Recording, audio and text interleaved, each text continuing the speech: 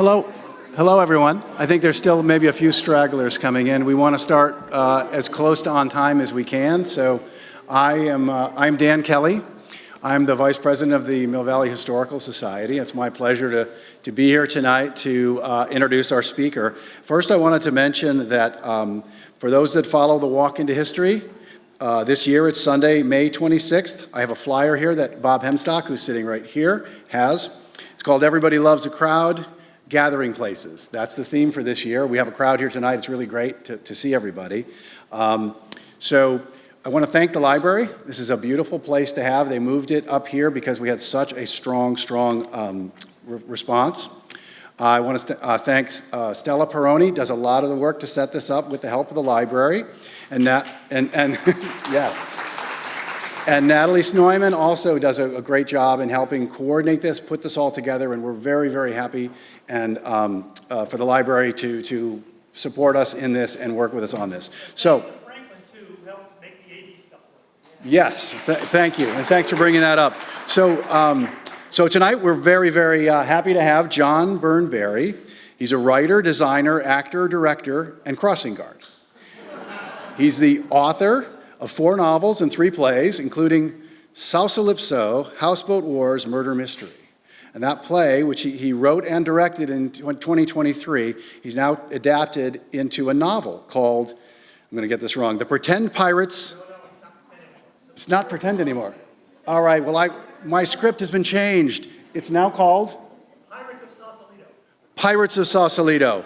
And it is a fiction book, but it is based on facts. And I'll turn it over to John, and he will tell you all you need to know. Thank you.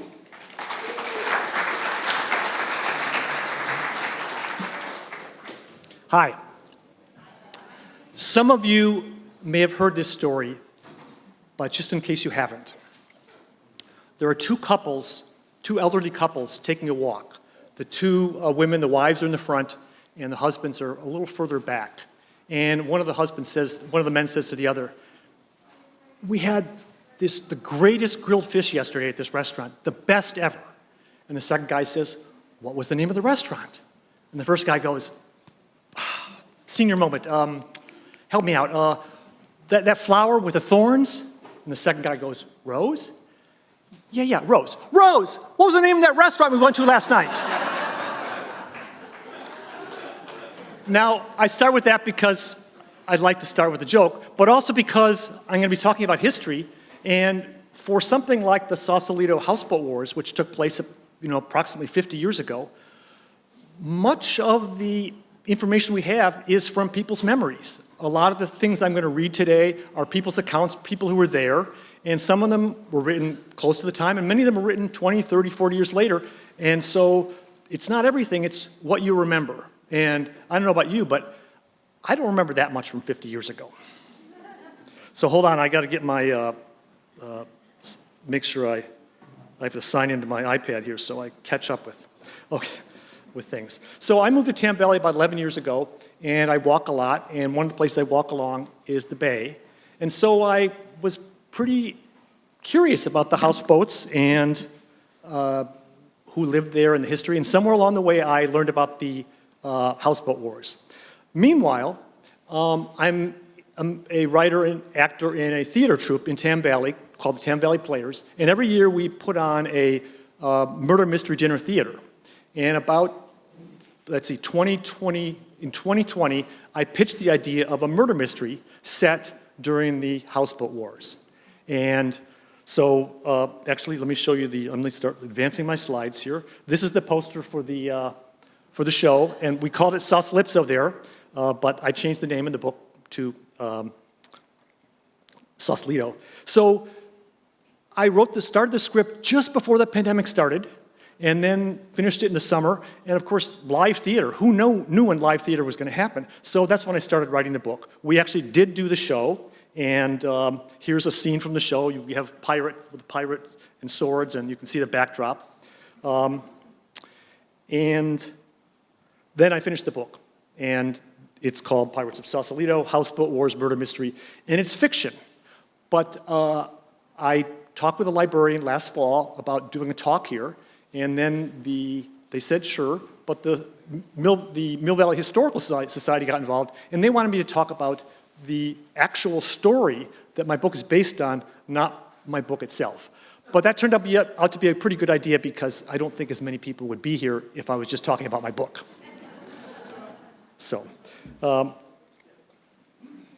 and here I am at my crossing guard corner, and this was at Halloween last fall, and I'm wearing a prop from the play because the technical director said, John, we can't flood the stage, so you'll have to figure out another way to do boats. So that's how we did it.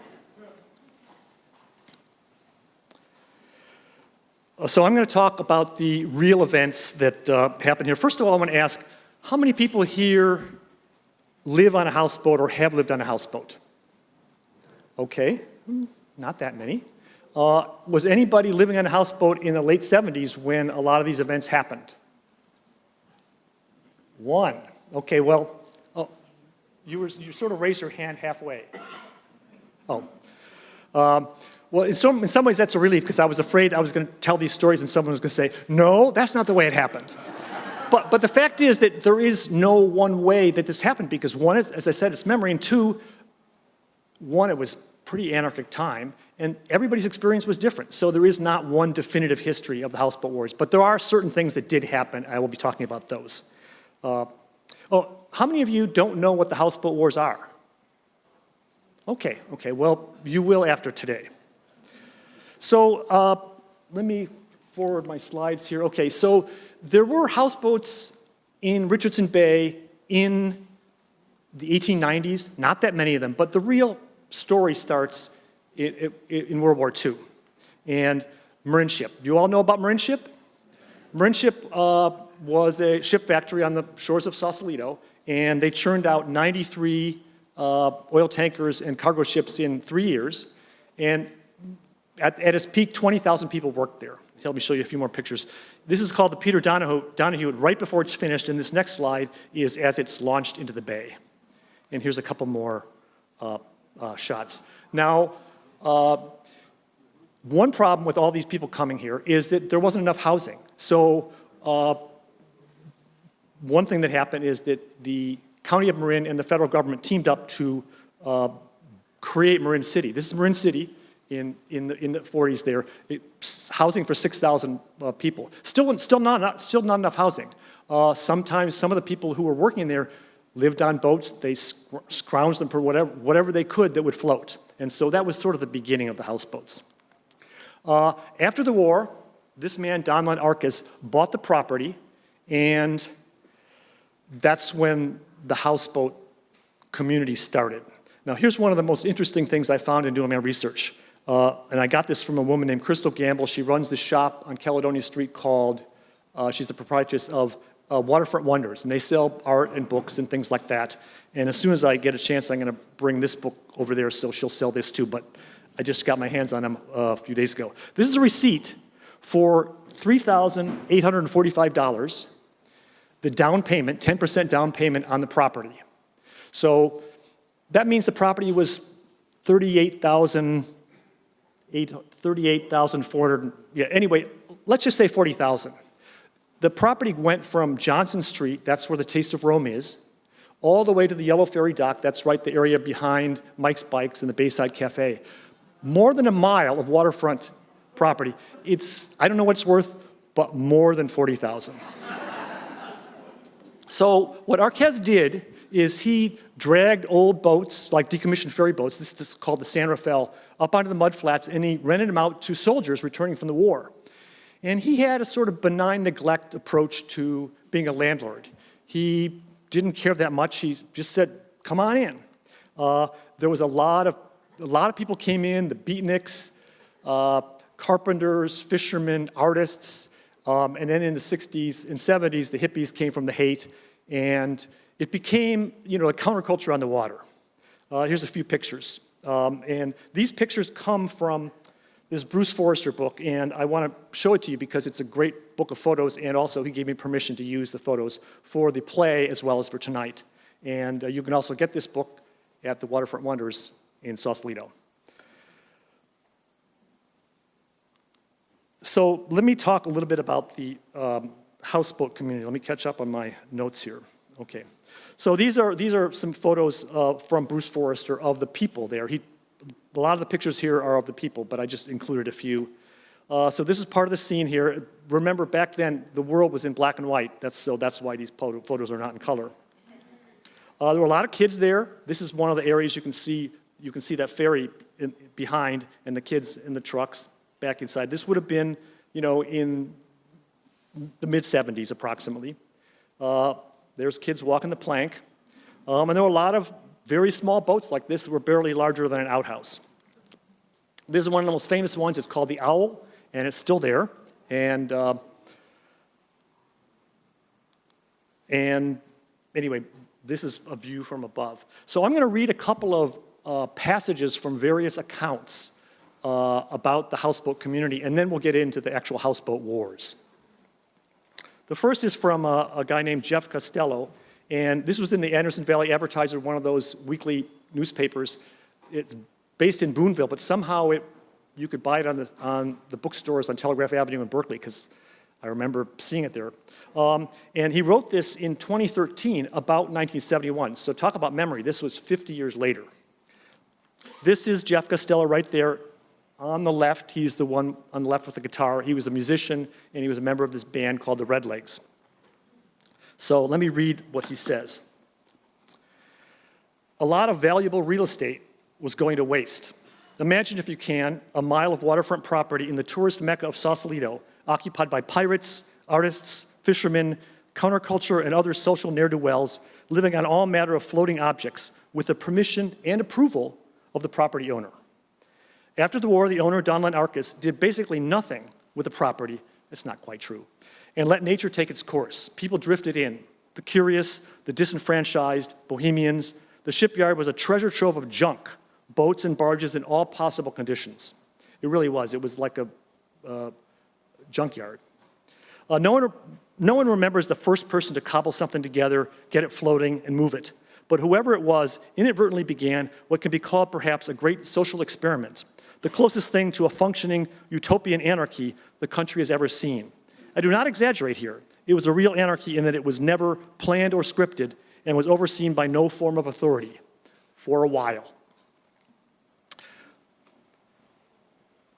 Here's a more mainstream take on it. This is the Smithsonian, and it's a story written by Jeff Greenwald, but it's also 50 years later, 2012. He interviewed one of the people who lived in the houseboat marina for a long time, Larry Moyers. And Larry Moyers was a friend of Shel Silverstein. You might have heard of him, children's book author. And so a friend, they were in New York, and a friend suggested, why don't you go to New York? Why don't you go to the Haight-Ashbury and cover that for a magazine? So this is how the story goes. So Shel and I spent 3 months in the Haight. While we were there, we visited a friend of Nicky's, rock guitarist Dino Valenti, here on the Sausalito waterfront. There were a few hundred boats. It was total freedom. The music, the people, the architecture, the nudity. All we could say was, wow. So Shel bought a boat, and I bought a boat, and that was that. And later in the article, the author says, today being 2012, today 245 floating homes nose into the 5 docks at Sausalito's Waldo Point. The scene's a bit less wild. Pilots, physicians, and executives now share the Richardson Bay waterfront with artists, writers, and inveterate sea salts. Some of the houseboats are simple and unpresuming. Others are custom-built dream houses valued upwards of $1 million. And though the characters are as fascinating as they were in the 60s, there's a notable decline in public nudity. So one of the other sources of information I got, one of the best ones, was the Sausalito Historical Society. And lots of their stuff is on their website. And they published in 2009 something called Moments in Time. I actually have a printed copy of it here. And it's 4 portraits of different people who were living in the houseboats at the time. And I'm going to read from 2 of them. So the first one is a man named Pete Rotundo. And he was, well, first of all, most of what I'm talking about is about the political and legal challenges that the houseboaters faced. But they also faced, daily problems of sanitation and going to the bathroom and taking showers. So this is Pete Rotundo's, he set up community showers. Actually, let me show you this picture right here. If you see that picture right in the back where it says Sutro Shower, those are the showers.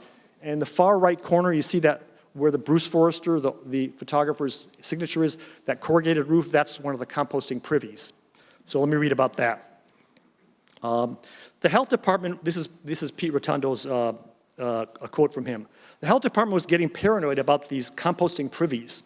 So I called up Sim van der Ryn, state architect in the Jerry Brown administration and author of The Toilet Papers. What a great name for a book.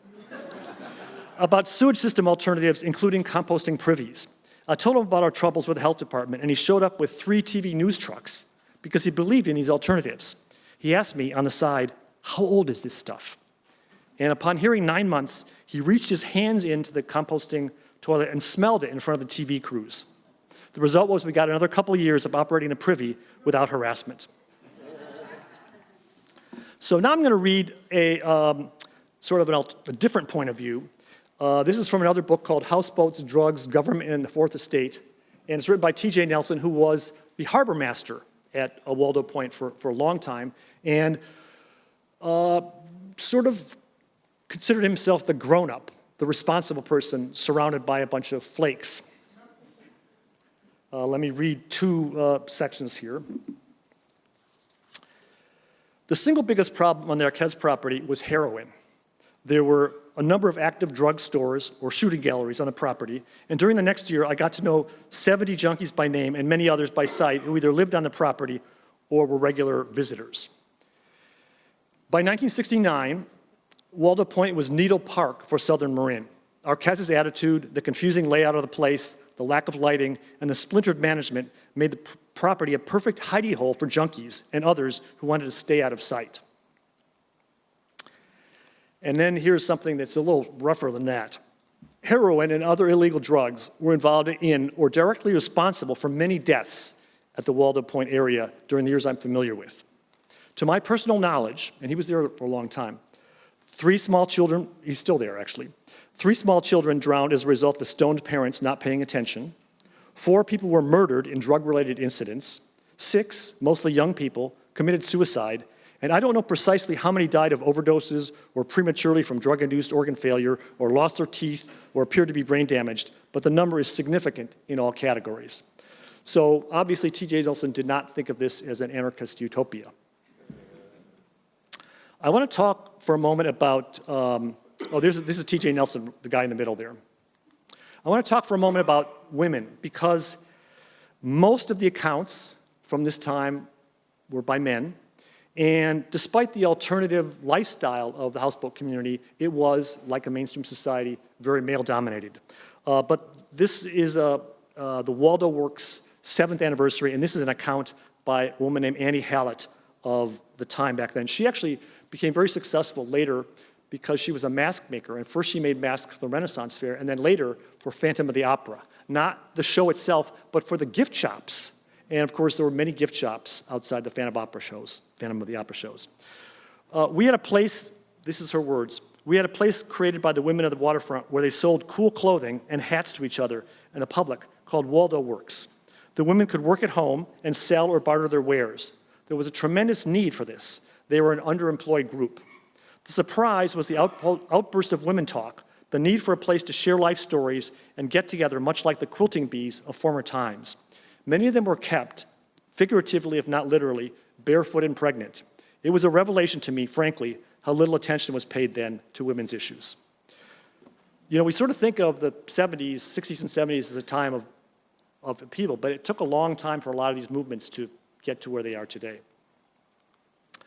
Here's another, I was trying to cut this down, so this is another one of the portraits in the Moments of Time. This is Heather Wilcoxon in the middle, and C.C. Wilcoxon is on the left, and the man standing next to the bass player is Bob Allerton. And I just wanted to shorten it so I wasn't going to do as much. Has anybody heard of Perkle Jones, the photographer? Okay, I had not heard of him, but he was a well-known American photographer. He studied with Ansel Adams and Dorothea Lange, and he famously photographed the Black Panthers, including Elbridge Cleaver in Marin City. And he went to Gate 5 of the houseboat area every day for almost 2 years, and he got to know everybody there, and he took lots of photos, and I'm going to show you some of the photos here. This is called Mud Wedding. I don't know the titles of all these. This is Alan Watts, British philosopher who lived on the houseboats for many years. Jean Varda, an artist who was also there for a long, long time. These people, I don't know their names, but you can see how close together the houseboats are. These are fire inspectors, and I'm not sure why they're looking in that direction when right behind them is a dilapidated house that's about to fall over. This is Joe Tate and Maggie singing. Joe Tate is still there. He was a band leader of this group called the Redlegs, and he's still playing music and still living in the houseboats. I have not met him, but somebody, you know him, and I talked to him on the phone. Huh? He's in his 80s, wouldn't you say? Yeah. This is called Mother and Child. I don't know who these people are. And this is one of the more famous boats at the harbor. It's called the Madonna, and it burned down in 1974. So now I'm going to talk about the houseboat wars.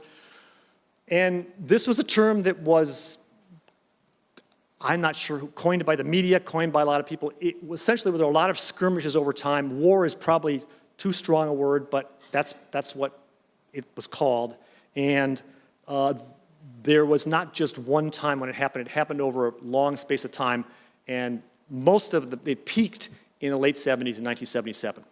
So let me just give you a little bit of overview of the beginning of it. So there were many attempts to get rid of the houseboaters, starting as early as 1955. These houseboats, well, they're actually floating homes. Houseboats imply that you can navigate. These boats were essentially just shacks sitting on barges. They had to be towed anywhere if they wanted to move them.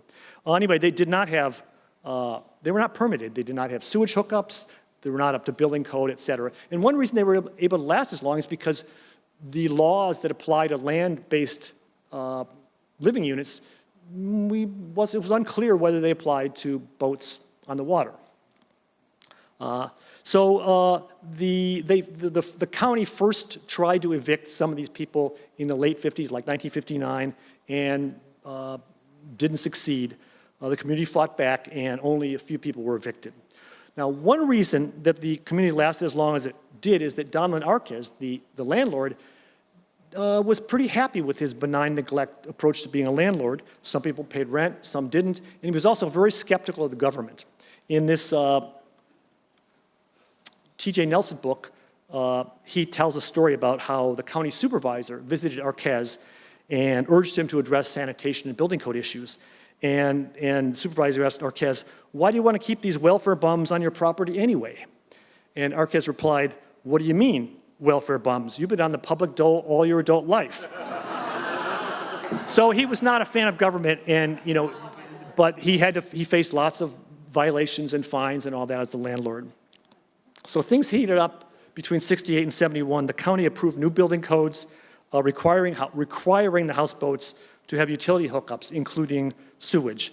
And one of the big agencies involved, BCDC, Bay Conservation Development Commission, and the county approved 11 docks in 5 different marinas. And they invited existing residents to connect to utilities. And some took advantage, but others said, no, this is gentrification, we don't want to be part of it, and others just couldn't afford it. One incident in 1971, the sheriff tried to tow away a bunch of houseboats, and the owner of one boat cut the tow line with a knife. And when he pulled the knife out, the police drew their guns. And that photo showed up on the front page of the San Francisco Chronicle the next day. I'm going to show you a better resolution picture of that. And you can see the knife. He wasn't threatening the police with a knife, he just cut the rope. And you see the headline there, the Pirates of Sausalito. Perhaps maybe I might have gotten the title from that. You can't copyright a title, though. I took the out, Pirates of Sausalito. So let me talk about the players, because this is another reason things stayed the way they were for a long time. There were a lot of different players in this drama. First, the houseboaters who wanted to become legal and permitted. There was a significant fraction of those. Then there were those who paid rent and might have liked to go legal, but they valued the existing community and they were afraid of gentrification and being priced out. So they did not take up on the offer. And then there were the houseboaters who did not pay rent, what T.J. Nelson refers to as the freeloaders and the dopers. And they refused to leave as well. They claimed that living on the water should be free. And I've got a character in the book who says, yeah, we live on the bay, man. We should be able to live there for free. Then there were the developers, the media, which sometimes perhaps over-romanticized the houseboaters. Onlookers, every time there was a conflict, and I'm going to show you a video clip in a minute so you can see what it was like. It was actually pretty great theater. And then there was the Sausalito citizens, many of whom were outspoken against the community, but not all of them. And then there were all the city and county leaders, sheriff, police, et cetera. And I want to read another T.J. Nelson passage here. Do I have the right page? Here we go. We've gotten our pilot and master plans through the county and the BCDC, received okays from, among others, the U.S. Army Corps of Engineers, the Sausalito Marin City Sanitary District, the Marin Municipal Water District, PG&E, Park and Recreation, Fish and Game, the U.S. Department of the Interior, the State of California Water Resources Control Board, and the Marin County Fire Marshal. In all, during the planning process, I counted 40 boards, commissions, agencies, groups, and individuals who sat in judgment with absolute or partial veto power over the survival of houseboat berthing on Richardson Bay. You could probably double that number today. So what? So here's one of a couple tangents. Underwater streets. Anybody heard of the underwater streets in Sausalito? Okay. I had them in play, but I don't think I really understood them. And I think I understand them a little bit more now. Hold on.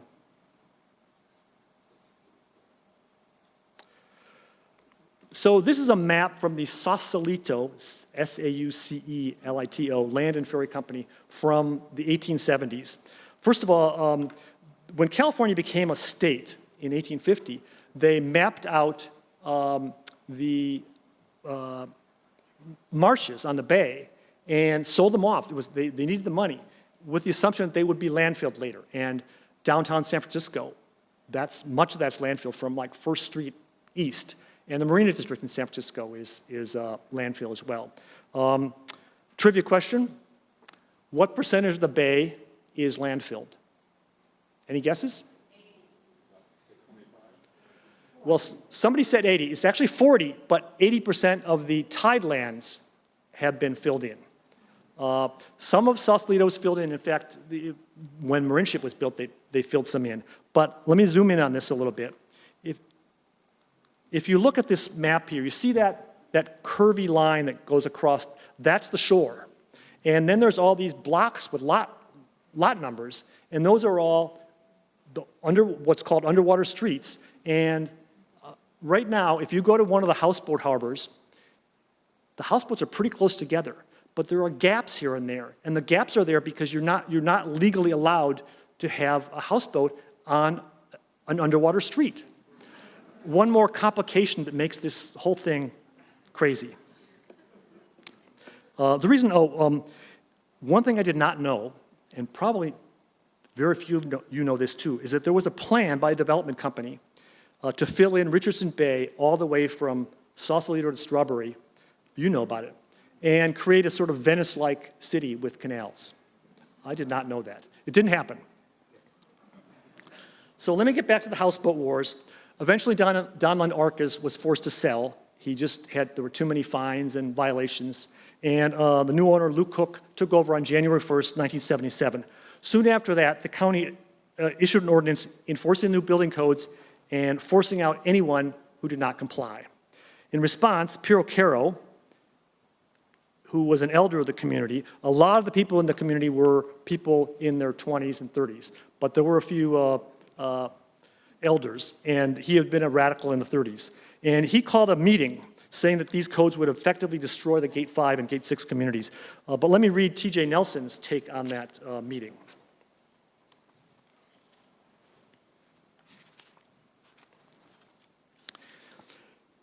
Piero Caro told a mostly receptive audience of young people, dopers, free spirits, revolutionaries looking for a cause, drop-ins, and ordinary deadbeats that they were all going to be thrown out by evil developers and that they should lay down in front of the bulldozers.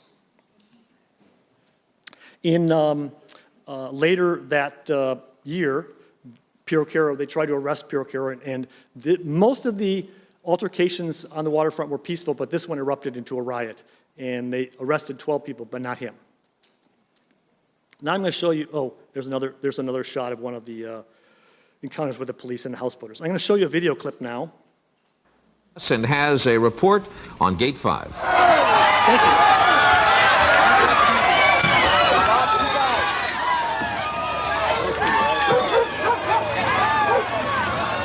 Today's skirmishes on the Sausalito waterfront started before 9 this morning. Workers for the waterfront developer trying their best to extend the new marina pier under construction. Residents of the existing houseboat community doing their best to prevent it. 4 houseboats were to be moved to make room for the new pier, but owners of those boats refused to leave. Acting under a court order, Marin Sheriff's deputies hauled away 13 people from inside the first boat. They were held on misdemeanors. The first trouble of the day came when one man ran in front of the paddy wagon that held some of those arrested. After the first houseboat was emptied of protesters, the other houseboaters tied lines to it, trying to prevent its removal. That led to occasional battles between houseboaters and deputies.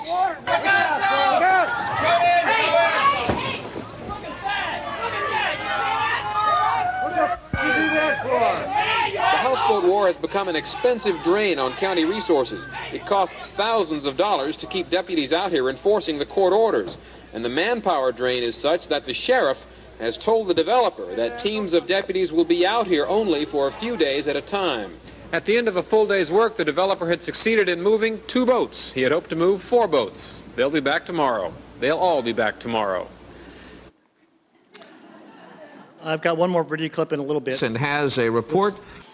Here's a few more photos of the altercation there, and you know it was pretty raucous, but in general it wasn't. It was, I wouldn't call it non-violent, but it was mostly people pushing at each other with oars and ramming boats and things like that. There was not anybody shot. These are more Bruce Forrester photos.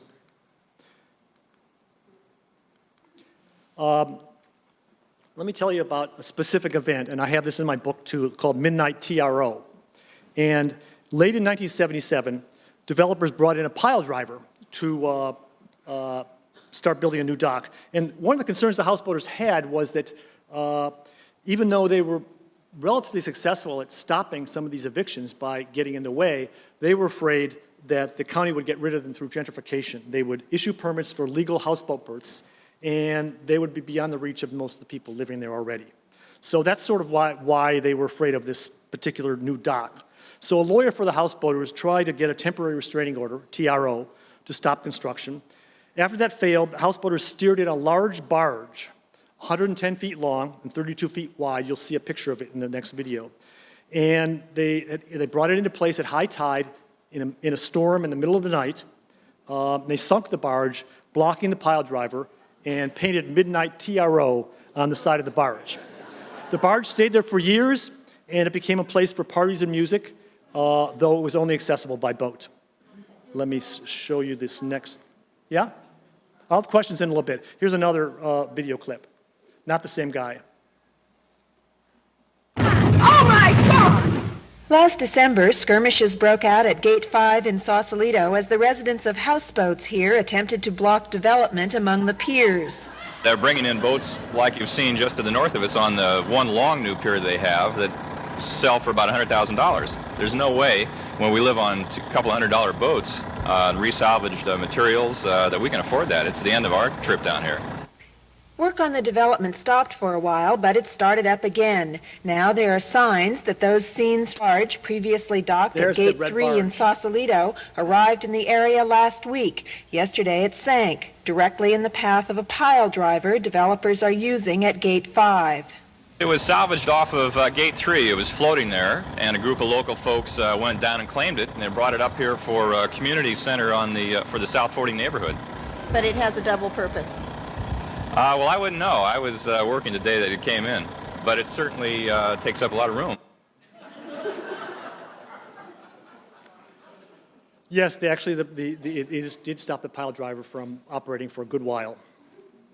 And I just wanted to show you, this is a scene from the play I directed last year, and you can see the pushing away the police boats with oars. That was one of the things I wanted to do, but as I said earlier, the technical director said you can't flood the stage, so we had to use foam core boats. Now another tangent. This is about the G.I.s Co-op. You're nodding your head. Anybody else heard of the G.I.s Co-op? Okay. This is a very complicated story, and I'm only going to give you an oversimplified version because it took place over a long period of years. Now, one of the differences between the history I'm giving you and my book is that the houseboat wars lasted for years or decades, depending on how you count, and this book mostly takes place within a week. But that's what you do with books. You compress things. So the G.I.s Co-op was formed in 1979 to seek a compromise. And I'm going to show, this is something, don't try to read it, I'm going to read just a small part of it here. I went to this Waterfront Wonder store a few months ago. Crystal Gamble, who grew up in the houseboats, she's collecting a lot of this information from the past. She's the one who had the receipt from Donlon Arques, the 10% receipt. And this is a 10 or 15 page history of the G.I.s Co-op, and I'm just going to read you just a small part of it. The founding members decided to negotiate an end to 2.5 years of bitter civil unrest, hundreds of bodily arrests, always defeat and retreat, as the high-priced development lumbered over our landscape, crushing its opposition. It was a purposeful, dramatic shift in strategy and goals from the co-op's predecessor, Waterfront Preservation Association. So they started with 115 households in, oops, I went too far, households in mostly adults in their 20s and 30s, many with families. Most did not have much money. They wanted to stay, but they were weary of the ongoing conflict. So they went into this negotiation with a variety of other parties. But the demands of getting permitted and going through all the bureaucratic hoops took a toll. And in 1983, there were 78 households. In 85, there were 75. Now, one big challenge the co-op faced, and the houseboat community as a whole, is that some people were very resourceful and hardworking, and they contributed far more than their share. And then there were other people who didn't contribute at all. And at one point, according to this document here, there were, of the 75 households, only 25 were contributing financially, and the other 50 were free riders or whatever. And yet the co-op was idealistically committed to, as they said, including the lost through the cracks types. They also got funding, some support from the Marin Community Foundation, and legal help from Marin Legal Aid. The G.I.s Co-op residents eventually became part of the legal system, and their berths are now designated low income. Here's a brief report from KLW that I'm going to read. After 20 years of wrangling, this is 2014. After 20 years of legal wrangling, the squatters were allowed to stay, but they had to go legit, and it took another 10 years to reach a compromise with the authorities.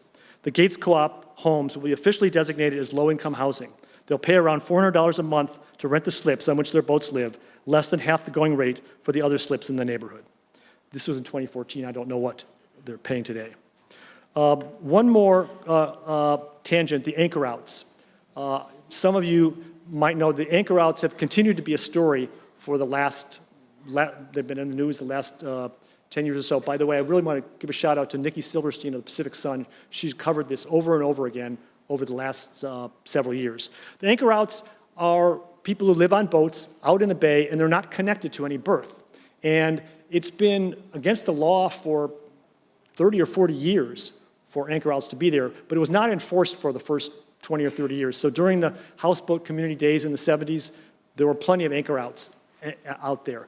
But for environmental reasons and others, it's being enforced now, and most of those people are being forced off their boats. Some of them ended up in that homeless encampment at the tennis courts in Sausalito a couple years ago, but from what I heard, is some of others have found housing elsewhere with the support of the county and these various agencies. One other echo of the houseboat wars that continues today is the problem of affordable housing. And that's partly why I wrote the book, because it's something I feel strongly about, that we need more of it. But that is a subject for another time. So let me just show you some of the sources that this is a story from the Guardian of London, and that's why they say San Francisco's bohemian boat dwellers, because for their readers, Sausalito does not mean anything. So here are the sources. As I said, Bruce Forrester's book, T.J. Nelson, Crystal Gamble, etc. And I have stuff on my website, which I'll tell you about in a minute. So I'd like to take some questions right now. I have about 10 to 15 minutes for that. And what I'll do is I will repeat the question. So, yes? Picture of the bearded gentleman that you just had out a second ago? I don't know. He was one of the anchor outs. He was one of the anchor outs, yeah. I lived at the end of Liberty Dock. Yeah? And I think he was an anchor out. Yeah. 10 by 10 wooded, cabins. Oh, yeah. Some of the anchor outs are like, living in rowboats practically. Yeah. Yeah. And he would tie up to my dock and then walk down. Right. And, I think he lived to be 80-something, and he'd barely walk down the dock, and you'd say hello to him, and he'd go, "Hello, chap, how are you?" Yeah. Well, I mean, Barry was the road manager for, I think, Pink Floyd. well, I did not know that. That's someone else. At any rate, the anchor outs tended to be people who were definitely more marginalized in society, and because it's a pretty tough life to do that. Anything else? Yeah? There was a filmmaker named Roy Nolan Uh-huh. who made a film about this exact thing. I think it was called The Last Free Ride. The Last Free Ride, yes. Yes. What's happened to that film? I don't know. It's on YouTube. It's on YouTube. Yeah, yeah. It's actually a reenactment by Joe Tate is the star, the guy, the guitar player in Redlegs, and it's a reenactment of the Houseboat Wars by the houseboat community. It's a little, it's fun. 1978. Right. I'm just saying, yes, that is something. But you can find it on YouTube. I did, yeah. And people told me about it too. Yeah. Yes.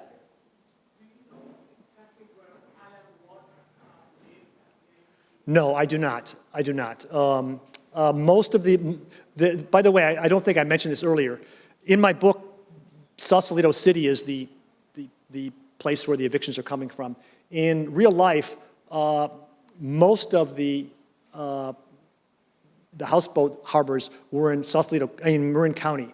The area behind Mike's Bikes and the Bayside Cafe, where Waldo Point is, that's county land. But further south, by Dunphy Park, the Galilee Harbor, that is city land and all that. So there were multiple jurisdictions, but most of the people, the vast majority, lived at the Waldo Point area at gates 5 and 6. The gates, by the way, were named after the factory gates from Marinship. So there's gate 5, gate 6, gate 3 are the main ones. He lived on the Vallejo. What? He lived on the Vallejo, okay, yeah. Yes?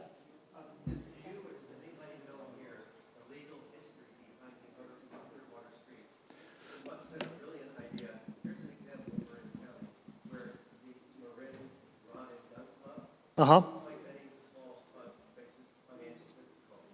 They were recently approached by SFO to say, can we buy your underwater land rights? Because we have an offset, we need to extend the runway. That is fascinating. I don't know that, except that the reason that the marshes were mapped out in the first place was that the newly formed state of California was broke. And so they wanted to make money. I'm not saying that that's the only reason, but that was the precipitating reason. Yeah?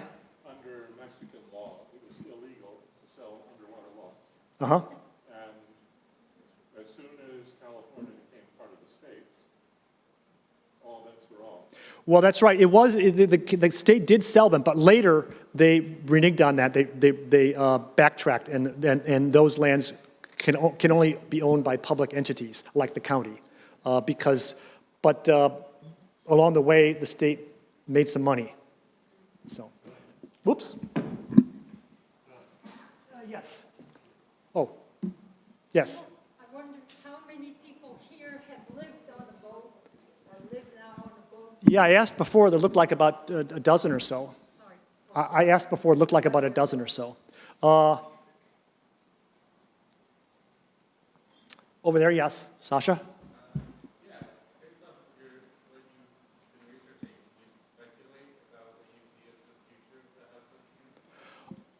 Well, the houseboat community is all legal. He said, what's the future of the houseboat community?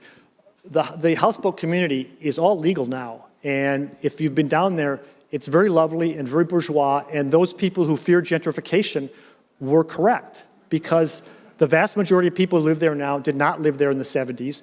And to live there now, and one of the things I didn't talk about in this is that one of the things that attracted some of the people in the 60s and 70s, and I was interested in this because I was sort of one of these people, both in central Illinois and here when I moved to the Bay Area, was this sort of voluntary simplicity of not living without a lot of money, not getting on the career path right away. But that was a time when you could do that because rents were cheap. Of course, rents were cheap in other places too. Some people say that the Summer of Love could never have happened with today's real estate prices. But it was very inexpensive to live in the Haight then, so people could come out here and it would cost them less than it did in Columbus, Ohio. Not that there's anything wrong with Columbus, Ohio, but. So yeah, the houseboats are very stable right now. They're all permitted. The only thing that's uncertain, and it's pretty certain too, is the anchor outs. Pretty soon they'll all be gone. There's some that have been allowed to stay till 2026, but there are probably, I don't actually know, I haven't kept up, probably fewer than a dozen now, whereas there used to be hundreds. Yeah? I've been there since early 80s. The early 80s, where are you? Liberty Dock. Liberty Dock, yeah.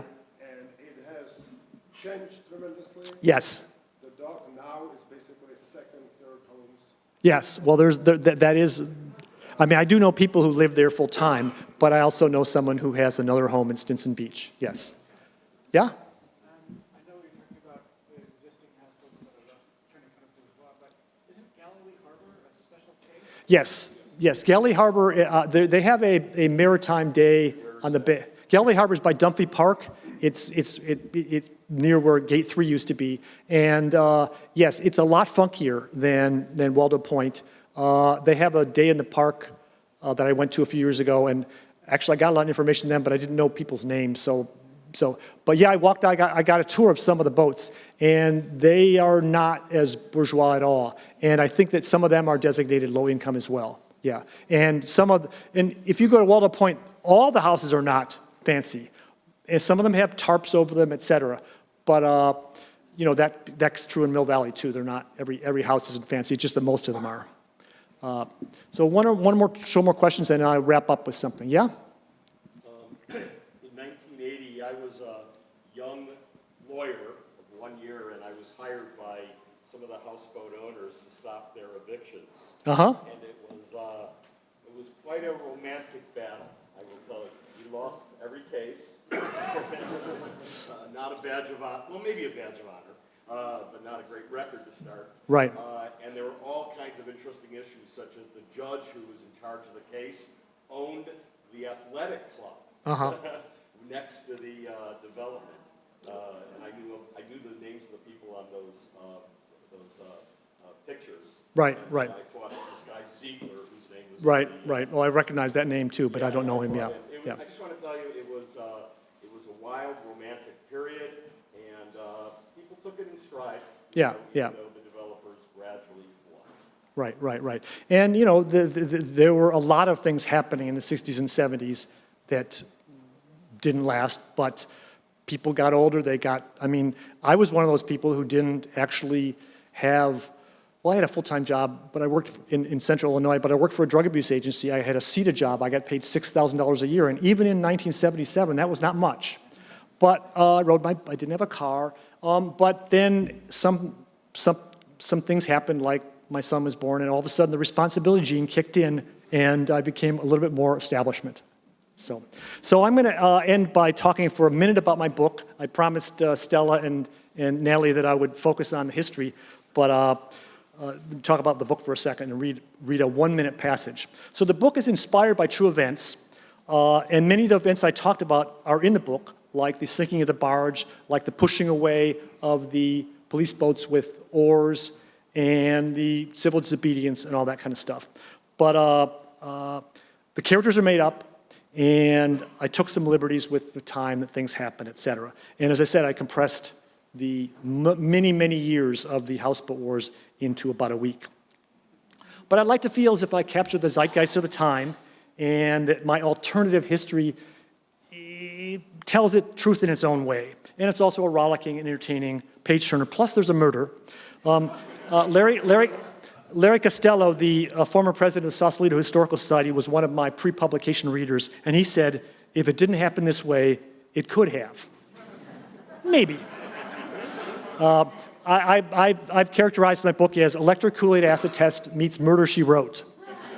One part hippies grooving on the waterfront and fighting the man, and one part murder mystery. So I'll be selling books over there, selling and signing books. Mother's Day is coming up, and this would make a great gift if your mother reads. One last thing. I end my novel with an afterward section. Let me jump ahead here. With an afterward section, and it's titled What Really Happened, and I list 10 things that are in the book that actually happened in real life. And I direct folks to my website. So if you're interested in that, johnbyrnebarry.com/houseboat-wars is where that is. And it has links to some of the articles that I read today, as well as ones I did not read. And also, the articles I read, I just read a couple paragraphs. One more last thing. The characters in my book are all fictional except one.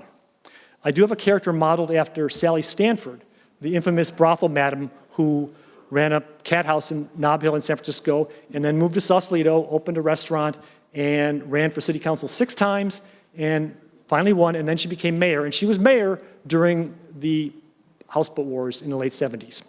But I didn't call her Sally Stanford, I called her Sally Cal. Get it? Okay. I'm going to read a 1-minute excerpt from my first chapter.